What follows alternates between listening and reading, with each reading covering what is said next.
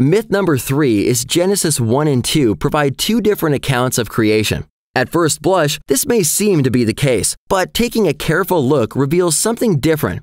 First, both of these chapters are inspired and historical. At least Jesus believed so when he quoted from both Genesis 1 and 2 in Matthew 19. Next, we need to understand how Genesis is laid out. While our Bibles today break Genesis into 50 chapters, the original text is actually broken into 11 sections called toldots, which mean to bear or to generate in Hebrew. Genesis 1 provides the introduction, the overview of the creation of the entire universe in 6 days, which precedes the first toldot that begins in Genesis 2 verse 4. These are the generations of the heavens and of the earth. Genesis 1:1 through 2:3 provides a complete overview of the 6 days of creation in a stepwise way, with each creation day starting out with God said, followed by his creative works on that day, then concluded by there was evening and morning, and a mention of the numerical day. Genesis 2 is not concerned with the steps of the overall creation account, but rather focuses on the events of day 6, including the creation of Adam, the Garden of Eden, and its river systems. Adam's instructions for the garden, naming the animals, the creation of Eve, and the institution of marriage. None of these details are in the first chapter of Genesis. They are saved for the second chapter that sets the stage for the third, which is the fall of man and the curse of sin, both of which happened in the garden. The second chapter also does not mention important creation events from the first chapter, such as the creation of earth, atmosphere, oceans, sea creatures, land, and the sun and stars, showing that it was not attempting to be a second account of creation. These two chapters actually tie into each other, with each chapter providing important details not in the other. Some say that it appears that plants were created after people in Genesis 2, apparently conflicting with the Genesis 1 account that explains plants being made on day 3 and man on day 6. Genesis 2:5 through 7 says, "Before any plant of the field was in the earth, and before any herb of the field had grown, for the Lord God had not caused it to rain on the earth, and there was no man to till the ground, but a mist went up from the earth and watered the whole face of the ground. And the Lord God formed man of the dust of the ground." In this passage, these verses call the plants plants of the field and herbs of the field.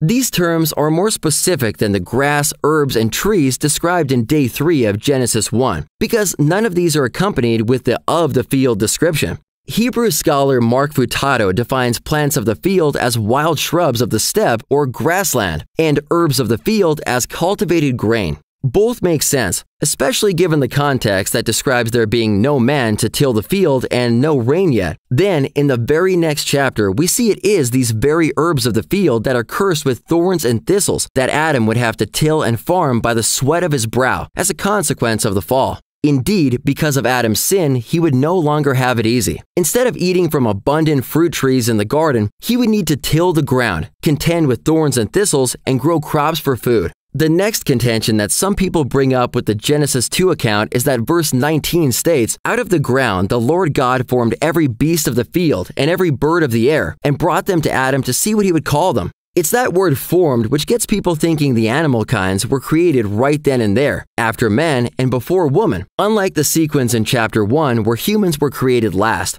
So, were the animals created after Adam? Actually, they weren't. The verse is simply stating the source and the origin of the animal kinds, which were formed out of the dust and spoken into existence by God. Also notice that God put Adam in charge over all the animals, taking dominion over all of creation. In Hebrew, the precise tense of a verb is determined by the context. Genesis 1 makes it clear that the animals were created before Adam, so Hebrew scholars would have understood the verb formed to mean had formed or having formed, which is how many Bible translations state this passage, including Tyndale's translation, which predates the King James. Moreover, Hebrew verbs focus on completeness of action, not past, present, future temporality. So they don't have tense like English verbs. Instead, the past, present, future of an action verb is determined by context. Thus, in context with Genesis 1 and Genesis 2:19, which uses a verb that denotes completion of actions, can be translated as "Now the Lord God had formed out of the ground all the beasts of the field and all the birds of the air." Given this, the apparent disagreement with Genesis 1 disappears completely. The extra details in the Genesis 2 account demonstrate several things. First, the account affirms Genesis 1 in every way, without contradiction. Second, we find that Genesis 1 and 2 are complementary rather than contradictory. Chapter 1 may be understood as creation from God's perspective. It is the big picture, an overview of the whole and the sequence of God's created works: light, atmosphere, vegetation, sun and stars, birds and fish, mammals and man. Chapter 2 views the more important aspects from man's perspective and expounds upon Day 6 events with details like the names of the first man and woman, their relationship with creation, where they were first placed in the Garden of Eden, naming the animals, and setting the stage for the events that would later occur in the garden. Looking at it this way, the first 2 chapters of Genesis provide a cohesive and detailed account of creation. They certainly don't represent 2 different accounts of creation. They were authorized by Moses, cited by Jesus, and referred to as authoritative by New Testament writers. Looking for answers about what the Bible teaches about creation, the fossil record, dinosaurs? Download the Genesis Apologetics app from the iTunes or Google Play stores for answers to these questions and more.